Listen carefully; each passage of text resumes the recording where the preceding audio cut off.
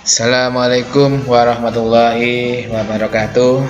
Selamat pagi anak-anak. Semoga kita senantiasa diberikan kesehatan. Alhamdulillah kita bertemu kembali pada pagi hari ini. Pada pagi hari ini Bapak akan menyampaikan menentukan ide pokok.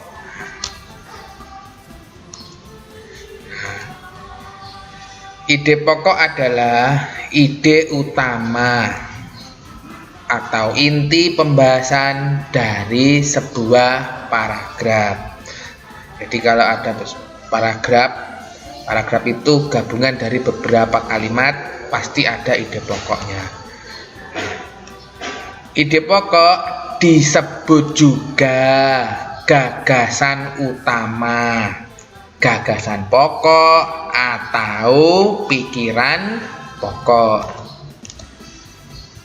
Ide pokok sebuah paragraf terdapat pada kalimat utama. Apa itu kalimat utama dan apa itu kalimat pengembang? Kalimat utama adalah kalimat yang memuat ide pokok paragraf. Nah, selain kalimat utama, kalimat yang berfungsi untuk menguraikan, menjelaskan, dan merinci kalimat utama disebut kalimat pengembang. Jadi dalam satu paragraf itu pasti ada kalimat utama, ada juga kalimat pengembang. Mungkin anak-anak bertanya, di mana letak kalimat utama? Nah, kalimat utama bisa berada di awal paragraf. Nah, kalimat bisa di awal paragraf. Paragraf yang kalimat utamanya berada di awal disebut paragraf deduktif. Kalimat utama juga bisa terdapat di akhir paragraf. Paragraf yang kalimat utamanya berada di akhir ini dinamakan paragraf induktif. Jadi kalau deduktif di awal, induktif di akhir. Tapi ada juga paragraf yang kalimat utamanya ada di awal, juga diulangi lagi di akhir paragraf. Ini kita sebut dengan paragraf campuran. Sekarang mari belajar mencari kalimat utama dan kalimat pengembang. Salah satu ciri makhluk hidup adalah bergerak. Secara umum, gerak dapat diartikan berpindah tempat atau perubahan posisi sebagian atau seluruh bagian dari tubuh.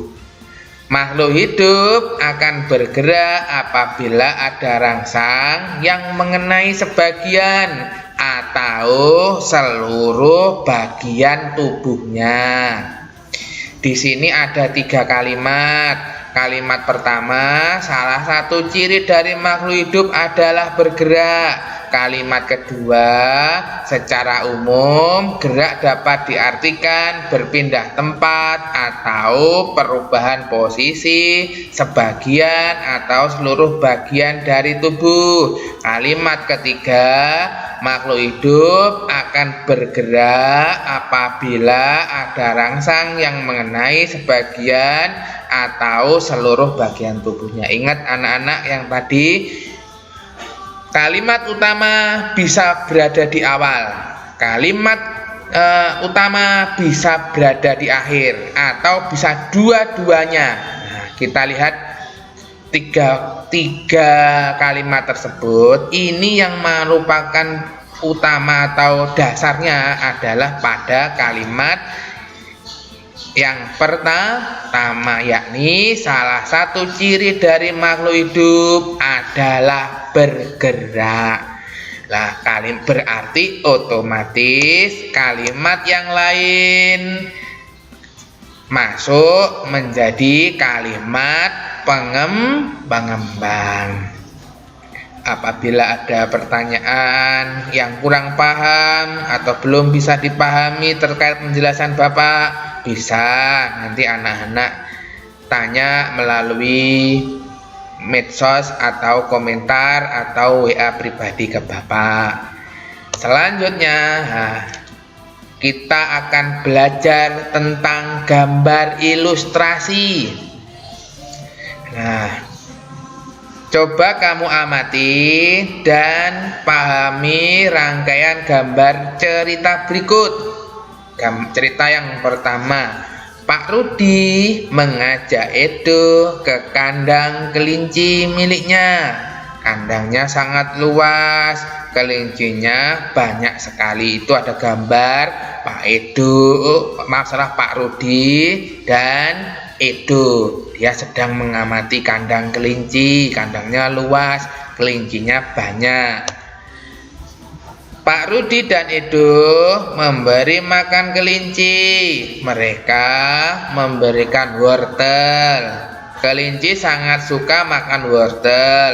Semua kelinci berkumpul mendekat pada Edo.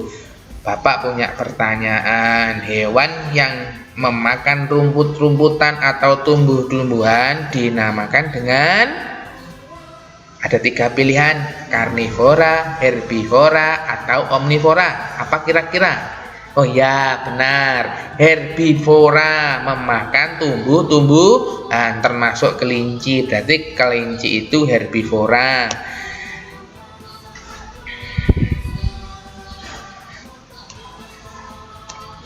Tunggu ya. Selanjutnya, Edo senang sekali. Edo tertawa kegirangan melihat tingkah lucu kelinci-kelinci di kandang kelinci milik Pak Rudi. Jadi Edo bermain-main dengan kelinci tersebut.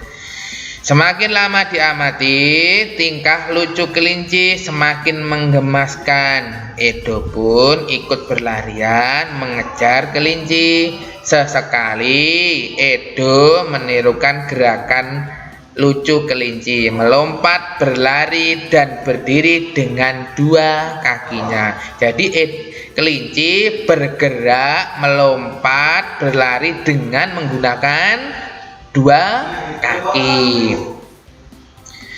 Selanjutnya, dari gambar di atas itu dinamakan gambar cerita, merupakan gambar atau serangkaian gambar yang mengandung sebuah cerita. Contoh gambar cerita adalah gambar ilustrasi.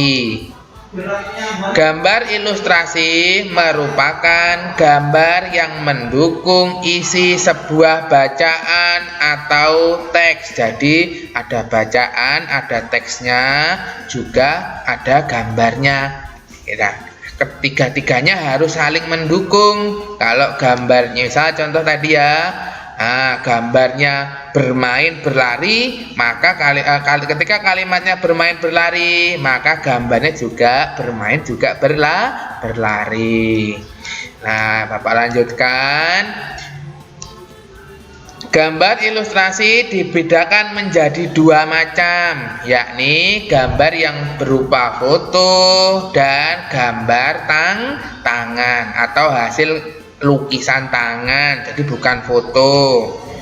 Penggunaan gambar ilustrasi disesuaikan dengan kebutuhan isi bacaan atau teksnya. Jadi gambarnya menyesuaikan dengan bacaan atau teksnya.